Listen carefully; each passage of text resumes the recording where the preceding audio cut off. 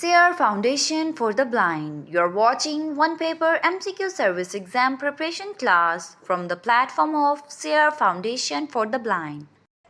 बिस्मिल्लाहिर्रहमानिर्रहीम। अस्सलाम वालेकुम स्टूडेंट्स, उम्मीद करता हूँ कि आप सब खैरियत से होंगे। तो अच्छा 4 अप्रैल 1979 को जुल्फ़िकार अली भुट्टो को रावलपिंडी जेल में फांसी पे लटका दिया जाता है।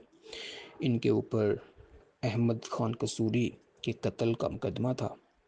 तो इस कत्ल केस में अबैटमेंट केस के ज़रिए इनको सज़ाए मौत दे दी जाती है। तो ये जो इंसिडेंट होता है ये जनरल ज़ियाउल हक के दौर में होता है। ज़ियाउल हक उस वक्त पाकिस्तान के प्रेसिडेंट थे। तो ज़ियाउल हक 5 जुलाई 1977 को मुल्क में इक़्तिदार में आते हैं और 17 अगस्त 1988 तक वो पाकिस्तान पे उनका इक़्तिदार रहेगा। तो जनरल ज़ियाउल हक 1924 को जलंधर इंडिया में पैदा हुए और 1943 को ब्रिटिश इंडियन आर्मी में कमीशन हासिल करते हैं। और इसके बाद पाकिस्तान बनने के बाद फिर 1970 में इसराइल की जो खुफिया एजेंसी थी मोसाद, वो जॉर्डन में ऑपरेशन कर रही थी। तो जॉर्डन के जो किंग थे, किंग हुसैन ऑफ जॉर्डन, वो पाकिस्तान में रिक्वेस्ट करते हैं पाकिस्तान के मुक़्तदरा हलकों से कि यहाँ पे पाकिस्तान अपनी इंटेलिजेंस भेजे तो उनसे हम नबर्द आजमा हो सकें। तो उनकी दरख्वास्त के ऊपर फिर जनरल ज़ियाउल हक को यहाँ भेजा जाता है, जो उस दौर में कर्नल थे। तो वहाँ जाके ये मोसाद के ख़िलाफ़ ऑपरेशन करते हैं। मोसाद जो है वो इसराइल की खुफिया एजेंसी है। तो उस ऑपरेशन में फिर ज़ियाउल हक साहब लीड करते हैं। तो फिर कहते हैं कि बाद में किंग हुसैन के कहने पर ही जुल्फ़िकार अली भुट्टो ने 1976 में ज़ियाउल हक साहब को पाकिस्तान का आर्मी चीफ़ बनाया था। तो 1976 में पाकिस्तान के आर्मी चीफ़ बने और कमोबेश एक साल के बाद 5 जुलाई 1977 को पाकिस्तान में ये मार्शल लॉ लगा देते हैं, जब मुल्क के हालात ख़राब होते हैं और PNA जो था वो निज़ाम मुस्तफ़ा की तहरीक चला रहा था। मुल्क में हालात काफ़ी ख़राब थे। तो फिर जुल्फ़िकार अली भुट्टो की हुकूमत को ख़त्म कर दिया जाता है और मार्शल लॉ लगा दिया जाता है। तो उसके बाद फिर ज़ियाउल हक साहब ऐलान करते हैं कि 90 दिन के अंदर अंदर इलेक्शन करवाए जाएंगे, लेकिन फिर 10 साल तक वो इक़्तिदार में रहेंगे। तो उसके बाद जी 1979 में 1978 में जुल्फ़िकार ये ज़ियाउल हक साहब जो है पाकिस्तान के सदर बन गए। तो ये पेपर में पूछा हुआ है कि ज़ियाउल हक पाकिस्तान के प्रेसिडेंट कब बने। ये 1978 में प्रेसिडेंट बने, ठीक है, ये पॉइंट आपने नोट करना है। तो फिर 1979 में जब ये 1978 में जब ये प्रेसिडेंट बनते हैं तो अपनी हुकूमत को मजहबी रंग देने के लिए ये पाकिस्तान में इस्लामाइजेशन करते हैं, यानी कि इस्लामी कवानीन का नफाज शुरू कर देते हैं। तो इसी सिलसिले में 1979 में 4 अप्रैल 1979 में हदूद आर्डीनेंस नाफज किए जाते हैं पाकिस्तान में। तो ये आपने पॉइंट याद रखना है, पेपर में पूछा हुआ है। तो हदूद आर्डीनेंस बेसिकली ये हद का मतलब होता है कि अल्लाह ताला की मुकर्रर करदा हद। तो ये जो कानून थे ये इस्लामी फ़िक़्ह से माखूज़ थे। तो इनका मकसद जराइम के लिए शरई जो सज़ाएँ थी उनका नफाज करना था। तो ये 4 अप्रैल 1979 को हदूद आर्डीनेंस जो है वो पाकिस्तान में मुतारिफ़ करवाया जाता है। और 1979 में ही पाकिस्तान की जो पॉलिटिकल पार्टीज़ थी उनको डिज़ोल्व कर दिया गया। प्रेस के ऊपर सेंसरशिप लगा दी जाती है। ज़ियाउल हक साहब ये सारे काम करते हैं। और 1979 में ही पाकिस्तान के मरूफ साइंटिस्ट डॉक्टर अब्दुल सलाम, उनको फ़िज़िक्स में नोबेल प्राइज़ दिया गया, ठीक है, डेट आपने याद रखनी है। तो इसमें ये नोबेल प्राइज़ अब्दुल सलाम के साथ 2 अमेरिका के साइंटिस्ट भी थे, जिनमें स्टीवन वेनबर्ग और शेल्डन ग्लाशो शामिल थे। तो इन तीनों ने मिलकर ये कारनामा सर अंजाम दिया। इलेक्ट्रोमैग्नेटिक फोर्सेस को वीक न्यूक्लियर फोर्सेस के साथ ये इकट्ठा करते हैं, जिनके बारे में कहा जाता था कि ये सेपरेट हैं, इकट्ठा नहीं हो सकती। तो उनको ये इकट्ठा करते हैं। तो उसके थ्योरी ऑफ इलेक्ट्रो वीक के ज़रिए से تو پھر ان کو 1979 میں فزکس میں نوبل پرائز دیا گیا، ٹھیک ہے۔ اور 1979 میں ہی پاکستان نے کیوبا میں نان الائنڈ موومنٹ کا اجلاس ہو رہا ہوتا ہے، تو وہاں پاکستان بھی جو ہے نان الائنڈ موومنٹ کا اتحادی بنتا ہے، پارٹ بنتا ہے۔ تو پیپر میں پوچھتا ہے کہ پاکستان نے نان الائنڈ موومنٹ کو کب جوائن کیا، تو یہ 1979 میں کیا۔ کیوبا کا کیپٹل سٹی ہوانہ میں یہ اجلاس ہو رہا تھا، تو وہاں پہ پاکستان جوائن کرتا ہے، ٹھیک ہے۔ اور اس کے بعد پھر 25 دسمبر 1979 کو U S S R Afghanistan پر چڑھائی کر دیتی ہے، تو پاکستان کے لیے بھی خطرہ تھا، کیونکہ یو ایس ایس آر کا مشن جو تھا وہ کہا جاتا ہے کہ وہ گرم پانیوں تک پہنچنا چاہتے تھے، تو وہ ان کے نزدیک ترین جہاں پہ بلوچستان میں جو ہماری گوادر پورٹ ہے وہ ان کے لیے ایزیلی ایکسیسیبل تھی۔ تو پھر پاکستان کو بھی اس جنگ میں یو ایس ایس آر کے خلاف آنا پڑتا ہے۔ تو اس جنگ میں ہم یو ایس اے کے اتحادی تھے، طالبان کو پاکستان ٹریننگ دیتا ہے اور امریکہ سے ڈالر آ رہے تھے، تو اسی وجہ سے پاکستان نے اس دور میں اپنے سوشیو اکنامک سسٹم کی بہتری کی طرف کوئی توجہ نہیں دیتا، تو ہمارا جو سسٹم تھا سوشیو اکنامک سسٹم یہ تباہ ہو جاتا ہے۔ تو یہ بات تو ٹھیک ہے کہ یو ایس ایس آر کے خلاف یہ جنگ جو تھی وہ ہم جیت گئے، یو ایس ایس آر کو افغانستان سے جانا پڑتا ہے، تو لیکن وہاں پھر اس تمام ایرا کے دوران ایک بڑی تعداد میں افغان مہاجرین جو تھے وہ پاکستان میں پناہ لینے کے لیے آ جاتے ہیں، تو خیر سگالی کے طور پر ہمیں ان کو ویلکم کہنا پڑتا ہے، تو لیکن پاکستان کا معاشی نظام اتنا مستحکم نہیں تھا کہ ان کو سنبھال سکے، لیکن پھر بھی ہم بھائی چارے کی وجہ سے ان کو نہ نہیں کر پڑتے، تو لیکن ان کے ساتھ وہ تو آئے ہی تھے، لیکن ان کے ساتھ ساتھ پاکستان میں کلاشنکوف کا کلچر پروان چڑھتا ہے اور ڈرگ کا کلچر بھی آتا ہے، افیون نشہ جو ہے وہ بھی ان کے ساتھ ساتھ پینیٹریٹ ہو کے پاکستان آ جاتا ہے، ٹھیک ہے۔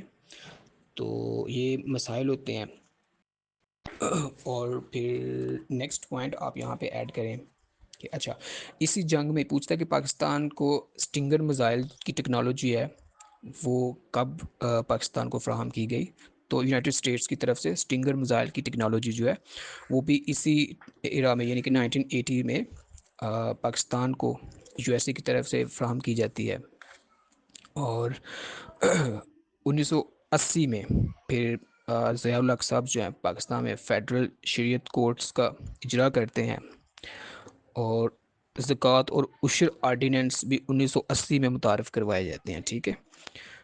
ضیاء الحق صاحب کا جھکاؤ دیوبندی فرقے کی جانب تھا، لہٰذا فرقہ جعفریہ جو تھا وہ ان کے اصولوں کے خلاف احتجاج بھی کرتے ہیں، جو کہ کافی عرصہ تک پھر اخباروں کی زینت بنتے ہیں، اور پھر اس کے بعد 1981 میں اسرائیل آپریشن بیبلون کے ذریعے سے عراق میں ان کا جو نیوکلیر پروگرام تھا اس کو ایک آپریشن کرتے ہیں جس کا نام آپریشن بیبلون تھا، تباہ کر دیا جاتا ہے، ان کا جو اٹامک پروگرام تھا اس کو ختم کر دیا جاتا ہے۔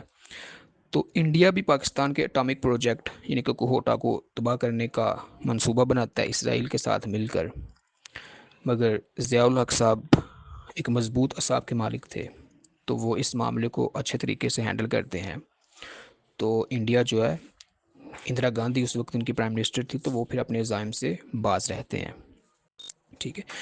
تو 1981 میں جو آپریشن یہ لانچ کرنا چاہ رہے تھے اس کا نام تھا آپریشن اوپیرا، ٹھیک ہے۔ آپریشن اوپیرا 1981 میں یہ لانچ کرنا چاہ رہے تھے کوہوٹا ریسرچ لیبارٹریز کے خلاف اس کو تباہ کرنے کے لیے، لیکن پاکستان کی بر وقت اور افیکٹو طریقے سے اس معاملے کو ہینڈل کرتے ہیں، تو انڈیا پھر اپنے عزائم سے باز رہتا ہے۔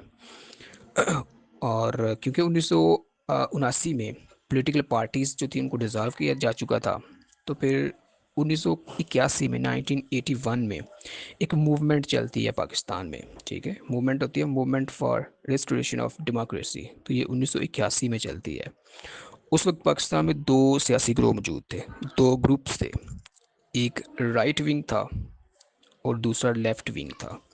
رائٹ ونگ جو تھا اس میں ریلیجیس گروپس تھے جیسا کہ جنرل ضیاء الحق، اور جو لیفٹ ونگ تھا وہ سیکولر گروپس تھا جیسا کہ پاکستان پیپلز پارٹی۔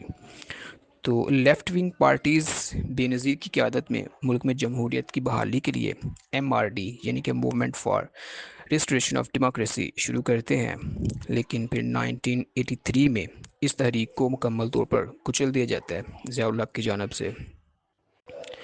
1982 میں بمبئی میں ہاکی کا ورلڈ کپ ہوتا ہے، تو پاکستان اور جرمنی فائنل میں ہوتے ہیں۔ پاکستان جرمنی کو شکست دے کر ہاکی کا ورلڈ کپ جیت جاتا ہے 1982 میں۔ تو پوچھتا ہے 1982 کا ورلڈ کپ کدھر ہوا تھا؟ بمبئی میں ہوا تھا، اور پاکستان نے جرمنی کو اس میں شکست دی تھی، ٹھیک ہے۔ اور اس کے بعد سندھ کے لوگ جو تھے وہ، کیونکہ جب MRD کو کچل دیا جاتا ہے تو سندھ کے لوگ جو تھے وہ بھٹو کے ساتھ، بے نظیر کے ساتھ تھے، تو اس میں سندھ میں بے نظیر کو کافی پذیرائی ملتی ہے۔ تو اس کو کونٹر کرنے کے لیے پھر ضیاء الحق نے 1984 میں MQM ایک مہاجر قومی موومنٹ کے نام سے ایک موومنٹ ایک پولیٹیکل پارٹی لانچ کرتے ہیں، پیپلز پارٹی کو کاؤنٹر کرنے کے لیے۔ تو 1984 میں ہی انڈیا میں آپریشن بلو سٹار کیا جاتا ہے خالصتان تحریک کو کچلنے کے لیے۔ تو گولڈن ٹیمپل کے اوپر یہ آپریشن لانچ کیا جاتا ہے، آپریشن بلو سٹار کے نام سے، جون 1984 میں۔ تو جس میں پھر ان کے جو لیڈر تھے ان کو قتل کر دیا گیا تھا، جرنیل سنگھ بھدرا کو۔ تو اس کے رزلٹ میں اکتوبر 1984 کو ہی اندرا گاندھی کو بھی ان کے 2 سکھ گارڈ جو ہیں وہ اسیسینیٹ کر دیتے ہیں، ٹھیک ہے۔ تو یہ ایک اہم واقعہ تھا اس دور میں۔ اور ادھر ضیاء الحق ملک کے اندر اپنے اقتدار کو طول دینے کے عمل میں مصروف ہوتے ہیں، اور ادھر 1984 میں سیاچن پر انڈیا کا قبضہ ہو جاتا ہے۔ ہوتا یوں ہے کہ آپریشن میک ڈوٹ کے ذریعے سے وہ سیاچن پر قبضہ کریں گے۔ تو آپریشن میک ڈوٹ کا پس منظر یہ ہے کہ سیاچن گلیشیئرز ہمالیہ کے شمالی حصے میں واقع ہیں، پاکستان کے یہ نارتھ میں بنتا ہے، تقریباً 76 کلومیٹرز ان کی لینتھ ہے۔ تو یہ علاقہ پاکستان، بھارت اور چین کے سنگم پر واقع ہے۔ تو 1949 کے سیز فائر معاہدے اور 1972 کے شملہ معاہدے میں LOC کا جو اختتام تھا وہ ایک پوائنٹ پہ جا کے ہوتا ہے، ٹھیک ہے۔ اس کے آگے گلیشیئرز ہیں، کوئی واضح حد نہیں ہوتی، کوئی واضح لائن نہیں ہوتی، تو اس لائن کو گرے زون کہتے تھے، ٹھیک ہے۔ تو 1980 کے شروع میں بھارتی انٹیلیجنس یہ خبر دیتی ہے کہ پاکستان سیاچن پر قبضے کی تیاری کر رہا ہے۔ تو بھارت کو خدشہ تھا کہ اگر پاکستان سیاچن پر قبضہ کر لیتا ہے تو وہ کراکرم ہائی وے اور سیاچن کے ساتھ رابطے میں چائنا کے ساتھ جو ان کا رابطہ تھا اس پہ اثر ڈال سکتا ہے، اور بھارت فوری فیصلہ کرتا ہے کہ پہلے پہنچو اور قبضہ کر لو، ٹھیک ہے۔ یعنی کہ ایک پریمپٹیو سٹرائک کے طور پر وہ جاتے ہیں اور قبضہ کرتے ہیں۔ تو پھر 13 اپریل 1984 کو بھارت نے اپنے فوجیوں کو ہیلی کاپٹروں کے ذریعے وہاں پہنچاتا ہے، اور وہ اہم جو وہاں کے علاقے تھے، پہاڑی درے تھے، ان پہ وہ قبضہ کر لیتے ہیں، جن میں سالتروج کا درہ شامل ہے۔ تو بھارت نے سیاچن کے جو علاقے تھے ان پہ، سالتروج رینج کے اہم علاقوں کو اپنے کنٹرول میں لے لیتا ہے، اور پاکستان بھی فوراً پہنچتا ہے اور گلیشیئر کے نچلے حصوں پر اپنی پوزیشنز کو مستحکم کرتا ہے۔ تو یوں سیاچن بن جاتا ہے دنیا کا سب سے اونچا محاذ جنگ، ٹھیک ہے۔ تو یہاں جو درجہ حرارت رہتا ہے وہ -50 ڈگری تک بھی نیچے چلا جاتا ہے۔ تو کہتے ہیں کہ زیادہ تر فوجی ان پرفانی تودوں اور سردی کی وجہ سے مرتے ہیں، نہ کہ دشمن کی گولیوں سے مرتے ہیں۔ دونوں ملک اب تک سیاچن پر ہزاروں اربوں روپے خرچ کر چکے ہیں۔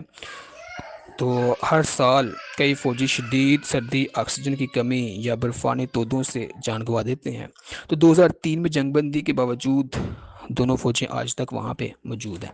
تو یہ آپریشن پوچھتا کب ہوا تھا؟ یہ 1984 میں ہوا تھا، ٹھیک ہے۔ تو 1984 میں پاکستانی اسلامائزیشن پروگرام ریفرینڈم کروایا جاتا ہے دسمبر 1984 میں، ٹھیک ہے۔ تو اس ریفرینڈم کے ذریعے ضیاء الحق صاحب اگلے 5 سالوں کے لیے پاکستان کا صدر بن جاتا ہے، جس میں ایک کویشچن پوچھا جاتا ہے پاکستانی قوم سے کہ آپ ملک میں اسلامی نظام چاہتے ہیں کہ نہیں؟ تو ظاہر ہے زیادہ تر لوگ تو یہی کہیں گے ہم اسلامی نظام چاہتے ہیں۔ تو اس کا مطلب ہوتا ہے کہ اگر آپ اسلامی نظام چاہتے ہیں تو پھر ضیاء الحق صاحب کو آپ پریزیڈنٹ بنائیں گے۔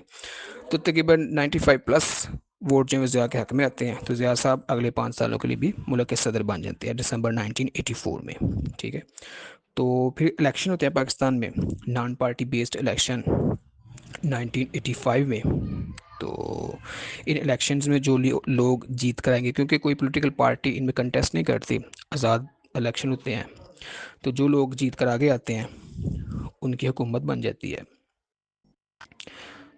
تو ان الیکشنز کے بعد محمد خان جنیجو پاکستان کے 10ویں وزیر اعظم بن جاتے ہیں، جو کہ 1985 سے 1988 تک رہیں گے، اور غلام اسحاق خان کو نیشنل اسمبلی کا اسپیکر بنا دیا جاتا ہے، جن کا ٹینیور 1985 سے 1988 تک رہتا ہے۔ یہ کویشچن بھی پیپر میں پچھلے دنوں آیا ہوا تھا، ٹھیک ہے۔ اور پنجاب میں میاں نواز شریف کو چیف منسٹر بنا دیا جاتا ہے، اور پھر 30 دسمبر 1985 کو پاکستان سے مارشل لاء جو ہے وہ ختم کر دیا جاتا ہے۔ اور اچھا، ایک اور پوائنٹ یہاں پہ ایڈ کریں کہ 1984 میں قانون شہادت آرڈیننس جو ہے اس کا اجرا کرتے ہیں ضیاء الحق صاحب 1984 میں، ٹھیک ہے۔ اور 1985 میں او آئی سی کے سیکرٹری جنرل جو ہیں وہ پاکستانی شریف الدین پیرزادہ صاحب کو بنایا جاتا ہے۔ تو پوچھتا ہے کہ 1985 میں او آئی سی کے سیکرٹری جنرل کون تھے، تو وہ شریف الدین پیرزادہ صاحب تھے۔ اور پھر 1986 میں بلیسفیمی لاز جو تھے ان کو زیادہ اسٹرینتھن کیا جاتا ہے، اور 1985 میں ہی یہ جو ریجنل کوپریشن ڈیولپمنٹ تھی جو کہ 1964 میں جو بنائی گئی تھی، اس کا نام چینج کر کے اکنامک کوپریشن آرگنائزیشن یعنی کہ ای سی او رکھ دیا جاتا ہے، آر سی ڈی کا نام چینج کر کے۔ اور اس میں 7 نئے ممبرز بھی شامل ہوں گے، جن میں افغانستان، آذربائیجان، قزاقستان، کرگیزیا، ازبکستان، تاجکستان اور ترکمانستان شامل ہیں۔ تو یوں ای سی او کے ٹوٹل ممبرس کی تعداد 10 ہو جاتی ہے، ٹھیک ہے۔ اور اس کا جو کیپٹل، اس کا جو ہیڈ کوارٹر بنایا جاتا ہے ای سی او کا، وہ ایران کا کیپٹل تہران سٹی بنایا جاتا ہے، ٹھیک ہے۔ تو یہ 1984 میں ہوتا ہے، 85 میں ہوتا ہے۔ اور اس کے بعد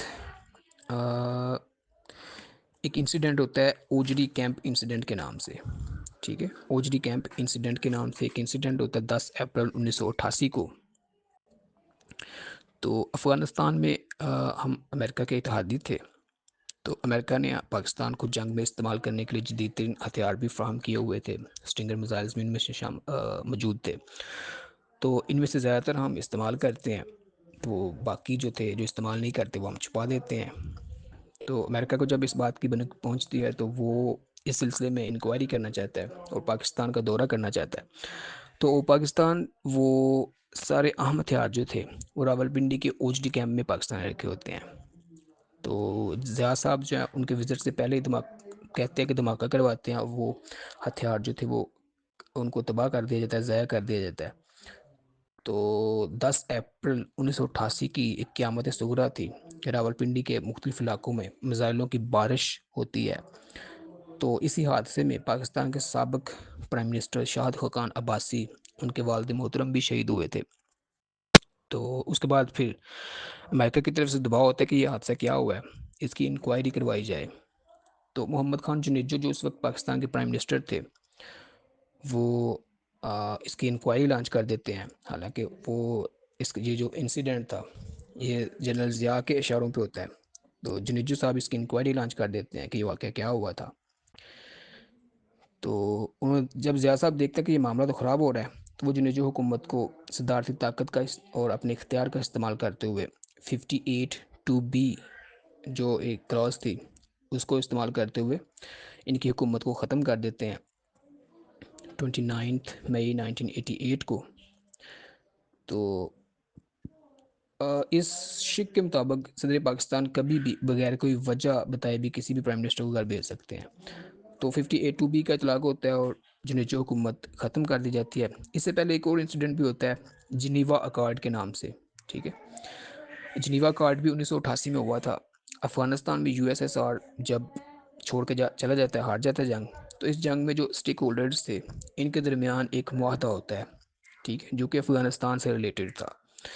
تو اس معاہدہ پر prime minister Muhammad Khan Junejo general Zia الحق سے کنسلٹ کیے بغیر ہی سگنیچر کر دیتے ہیں، دستخط کر دیتے ہیں، تو جس سے ضیاء الحق اور جنیجو کے درمیان جو خلیج ہے وہ بڑھ جاتی ہے، اور پھر وہ اوجری کیمپ انسیڈنٹ کی انکوائری اور کچھ اس طرح کے واقعات ان کو بنیاد بنا کر ان کو 29 مئی 1988 کو جنیجو حکومت کو ختم کر دیا جاتا ہے، اور 1988 میں ہی ملک میں شریعت آرڈیننس لاگو کر دی جاتی ہے جو ملک کا سپریم لا ہوگا، ٹھیک ہے، شریعت آرڈیننس 1988 میں یہ نافذ کر دی جاتی ہے۔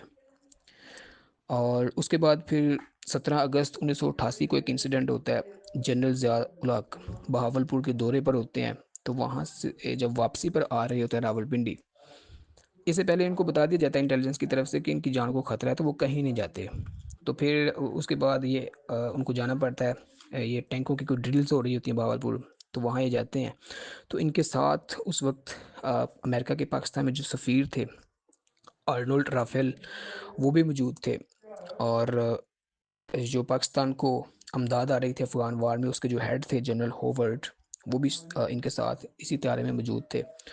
تو 17 اگست 1988 کو جب یہ بہاولپور سے واپس آتے ہیں تو رستے میں ہوا میں ہی ان کا جہاز جب تباہ ہو جاتا ہے، اور اس جنگ میں جنرل ضیاء الحق شہید ہو جاتے ہیں۔ اس کے ساتھ ساتھ پاکستان کے میں جو امریکہ کے اس وقت کے سفیر تھے آرنولڈ رافیل وہ بھی، اور جنرل ہوورڈ وہ بھی اس میں مارے جاتے ہیں۔ جنرل ضیاء الحق کو اسلام آباد میں مسجد فیصل کے صحن میں دفن کیا گیا ہے، اور اس کے بعد پھر سینٹ کے چیئرمین غلام اسحاق خان پاکستان کے صدر بن جاتے ہیں 1988 میں، جو کہ 1993 تک رہیں گے۔ تو کے ایم عارف نے ایک بک لکھی ہوئی ہے ورکنگ ود ضیاء کے نام سے، اس کے حوالے سے بھی پیپر میں پوچھتا ہے۔ خالد محمود عارف جن کو کے ایم عارف بھی کہتے ہیں، ورکنگ ود ضیاء کے نام سے انہوں نے ایک بک لکھی ہوئی ہے۔ جنرل ضیاء الحق کی شہادت کے بعد پھر غلام اسحاق خان ملک کے پریزیڈنٹ بن جاتے ہیں، تو اس کے بعد پھر ملک میں الیکشن ہوں گے جن کے نتیجے میں بے نظیر بھٹو کی حکومت بنے گی۔ تو یہاں پہ بے نظیر بھٹو کے حوالے سے کچھ پوائنٹس ہیں۔ محترمہ بے نظیر بھٹو اسلامی دنیا کی پہلی خاتون پرائم منسٹر بنتی ہیں، ذوالفقار علی بھٹو کی بیٹی تھی، 1953 کو کراچی میں پیدا ہوتی ہیں، اور ذوالفقار علی بھٹو بیرون ملک جو دورے ہوتے تھے ان کے وزٹ سے، ان میں بے نظیر کو اپنے ساتھ رکھتے تھے۔ تو ان کے دو بھائی بھی تھے، سر شاہ نواز بھٹو اور میر مرتضیٰ بھٹو۔ تو جب 4 اپریل 1979 کو ذوالفقار علی بھٹو کو پھانسی ہو جاتی ہے تو ذوالفقار علی بھٹو کے دونوں بیٹے بیرون ملک چلے جاتے ہیں، اور وہاں پہ الذوالفقار کے نام سے ایک تنظیم بناتے ہیں۔ تو 1981 میں اسی الذوالفقار نے کراچی سے پشاور جاتے ہوئے ایک ہوائی جہاز کو ہائی جیک کر لیا، اور اسے وہ کابل لے جاتے ہیں، پھر وہاں سے اس کو آگے دمشق لے جاتے ہیں۔ تو اسی جہاز میں ایک کرنل بھی موجود تھے پاکستان آرمی کے، تو پریشر بلڈ کرنے کے لیے وہ ان کرنل صاحب کو قتل کر دیتے ہیں، اور پھر حکومت پاکستان سے مطالبہ کرتے ہیں کہ الذوالفقار تنظیم کے 55 کے قریب ممبرز ہیں جن کو حکومت پاکستان نے گرفتار کیا ہوا ہے، ان کو فوراً رہا کیا جائے۔ ذوالفقار تو الذوالفقار کے ان جو مطالبات تھے ضیاء حکومت اس کو تسلیم کر لیتی ہے اور ان بندوں کو چھوڑ دیتی ہے۔ تو یہ جو ہائی جیکنگ کا ایشو ہوا تھا 1981 میں، اس کو سر شاہ نواز بھٹو جو کہ ان کے بے نظیر کے بھائی تھے وہ لیڈ کر رہے تھے۔ تو پھر ان کو سر شاہ نواز بھٹو کو 1985 میں فرانس میں قتل کروا دیا جاتا ہے۔ وہ پیرس میں اپنے اپارٹمنٹ میں ایک رات مردہ پائے گئے، کہا جاتا ہے ان کو زہر دے کے مارا گیا تھا۔ تو جہاز ہائی جیک کرنے میں سر شاہ نواز بھٹو نے کلیدی کردار ادا کیا تھا، اور تمام ڈیلز بھی وہ خود ہی اس میں فائنلائز کر رہے تھے۔ تو اس کے بعد سے جو الذوالفقار تنظیم ہے بے نظیر بھٹو اس کا پارٹ نہیں بنتی، اور اپنی پولیٹیکل جو اسٹرگل ہے اس کو کیری آن کرتی ہے، اور اپنے باپ کی سیاسی وارث بنتی ہیں، یعنی کہ وہ ٹکراؤ کا راستہ نہیں لیتی، وہ کہتے ہیں کہ جمہوریت ہی بہترین انتقام ہے، اور وہ سیاست کرتی ہیں۔ تو پھر جمہوریت کی بحالی کے لیے ہم دیکھ چکے ایم آر ڈی چلائی جاتی ہے 1981 سے 1983 کے درمیان، جس کو ضیاء حکومت سختی سے کچل دیتی ہے، اور پھر 1984 میں بے نظیر بھٹو پاکستان سے باہر چلی جاتی ہیں، اور 1986 میں جب وہ ملک میں واپس آئیں گی تو کہا جاتا ہے کہ لاہور ایئرپورٹ پر 10 لاکھ کے قریب لوگ بی بی کا استقبال کرتے ہیں اور بے نظیر الیکشن کے لیے تحریک چلاتی ہیں، اور الیکشن کے کچھ اثار بھی نظر آنے لگتے ہیں۔ پھر 1987 میں بے نظیر بھٹو کی حاکم علی زرداری کے بیٹے اصف علی زرداری سے دبئی میں شادی ہوتی ہے، اور 1988 میں پھر پاکستان میں ضیاء حکومت الیکشن کا اعلان ان دنوں میں کرتے ہیں جب وہ حاملہ ہوتی ہیں تاکہ وہ الیکشن کی کمپین نہ کر سکیں۔ اور پھر 17 اگست 1988 کا انسیڈنٹ ہوتا ہے، ضیاء الحق ہوائی حادثے میں شہید ہو جاتے ہیں، اور سینٹ کے چیئرمین غلام اسحاق خان پاکستان کا صدر بن جاتے ہیں۔ اور پھر 16 نومبر 1988 کو ملک میں قومی اسمبلی کے الیکشن منعقد ہوتے ہیں، اور ان الیکشن میں اسٹیبلشمنٹ جو تھی وہ بے نظیری کے خلاف تھی، وہ نہیں چاہتے تھے کہ بے نظیر حکومت میں آئے، تو وہ مختلف پارٹیوں کو جمع کر کے 9 پارٹیاں ملا کے ایک اتحاد میدان میں اتارتے ہیں، اسلامی جمہوری اتحاد کے نام سے، IJI کے نام سے، اور اس کا لیڈر میاں نواز شریف کو بنایا جاتا ہے جو اس سے پہلے 1985 میں پنجاب کے چیف منسٹر تھے، تو ان کو اسلامی جمہوری اتحاد کا لیڈر بنا دیا جاتا ہے۔ تو پھر الیکشن کا جب رزلٹ آتا ہے تو کیونکہ اگر تو الیکشن جو ہے وہ ان میں ریگنگ نہیں ہوتی تو پیپلز پارٹی تو کلیم سویپ کرتی، کیونکہ ان کے ساتھ عوام تھی، اس وقت ان کا زور تھا پورے پاکستان میں۔ تو اسٹیبلشمنٹ کی رکاوٹوں کے باوجود بھی الیکشن میں پاکستان پیپلز پارٹی 93 سیٹوں پہ جیت جاتی ہے، اور اسلامی جمہوری اتحاد کی اس میں 53 سیٹس آتی ہیں۔ تو اس الیکشن کے بعد پیپلز پارٹی MQM سے اتحاد کرتی ہے، MQM کی بھی 13 سیٹیں تھیں۔ تو پھر بے نظیر بھٹو جو ہے 2 دسمبر 1988 کو اسلامی دنیا کی پہلی خاتون پرائم منسٹر بن جاتی ہیں، ٹھیک ہے۔ تو ان الیکشن کے دوران ایک بڑا نعرہ بڑا مشہور ہوا تھا اسلامی جمہوری اتحاد کی طرف سے کہ 9 ستارے بائی بائی، بے نظیر کی شامت آئی۔ تو لیکن جب الیکشن آتا ہے تو بے نظیر الیکشن جیت جاتی ہیں۔ تو اس کے بعد 2 دسمبر 1988 سے 6 اگست 1990 تک بے نظیر بھٹو کا فرسٹ ٹینیور چلے گا۔ تو غلام اسحاق خان جو ہے وہ ملک میں پاکستان کے صدر ہی رہتے ہیں، اور پیپلز پارٹی اور MQM غلام اسحاق خان کو ووٹ دیتی ہیں، اور وہ پاکستان کا صدر موجود رہتے ہیں۔ تو بے نظیر بھٹو سب سے پہلے سارے سیاسی قیدی جو جنرل ضیاء الحق نے جیلوں میں ڈالے ہوئے تھے ان کو آزاد کر دیتی ہیں، اور اسٹوڈنٹ یونینز کو بھی بحال کر دیتی ہیں۔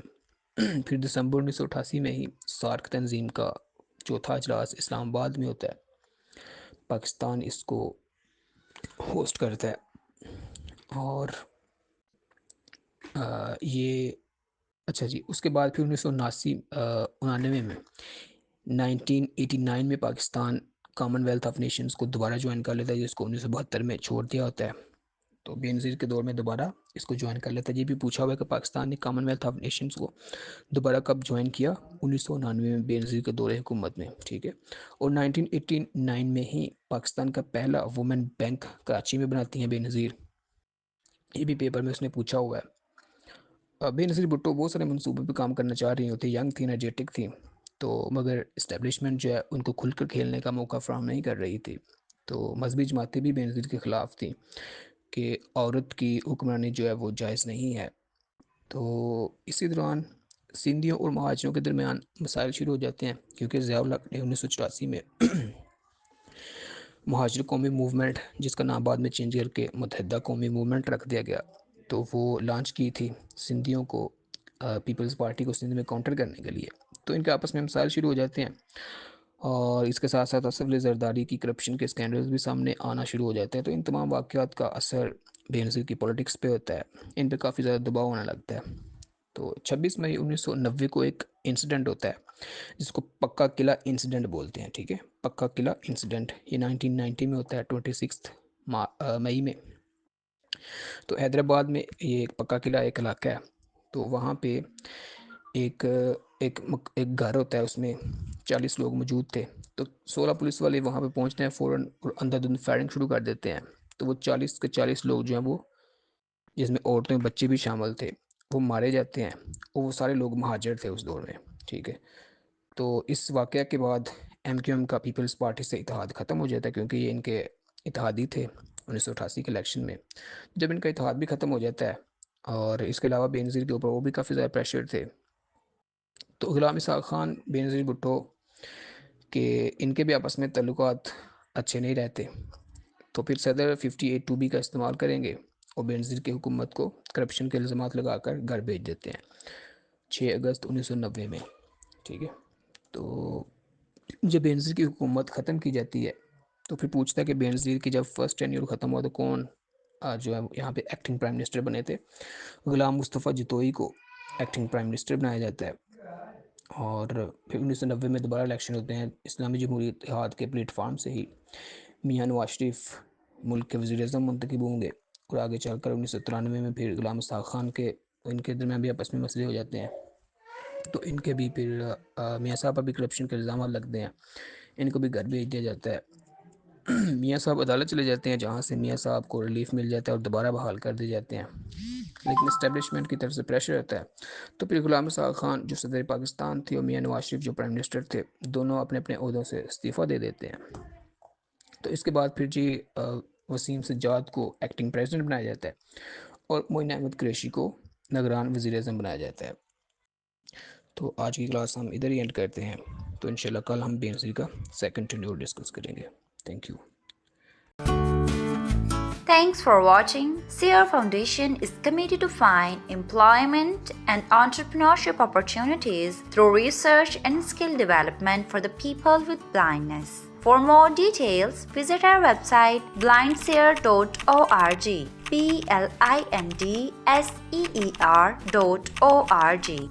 Email us at contact@blindseer.org. WhatsApp us at 037053070085.